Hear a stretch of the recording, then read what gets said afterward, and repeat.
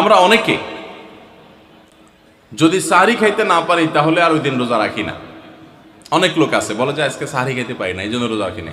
তো সাহরি না খাইতে পারলে রোজা রাখবেন না কেন? সাহরি খাওয়াটা সুন্নত আর রোজা রাখাটা ফরজ। আপনার সুন্নত ছুটে গেছে, কোনো অসুবিধা নেই। সাহরি না খাইলে রোজার কোনো অসুবিধা নাই। সাহরি খাওয়াটা উত্তম। নবী সাল্লাল্লাহু আলাইহি ওয়াসাল্লাম বলেছেন তাসাহহারু ফাইন্না ফিস সাহুরি বারাকা, তোমরা রাতের শেষ বেলার খানাটা, সাহরির খানাটা খাবা, এটাতে বরকত আছে, কল্যাণ আছে।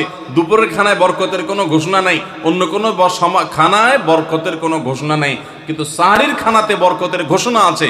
এই জন্য আমরা সাহরির খানাটা মনে না চাইলেও অল্প স্বল্প কিছু হলেও মুখে দেওয়ার চেষ্টা করব, কারণ সেখানে বরকত আছে, কল্যাণ আছে। কিন্তু কোনো কারণে সাহরি মিস হয়ে গেছে, ঘুম থেকে উঠতে পারেন নাই, আজান হয়ে গেছে, তাহলে এই অজুহাতে রমজানের ফরজ রোজা না রাখার কোনো সুযোগ নাই। কষ্ট একটু বেশি হতে পারে ওই দিন, তাতে কিছুই হবে না, আমরা একেবারে মরে যাব না। ধৈর্য ধরা শিখতে হবে। ইমানদারকে আল্লাহ তাআলা সবর করা শিখাচ্ছেন রমাদানের মাধ্যমে। এই জন্য ভাইরা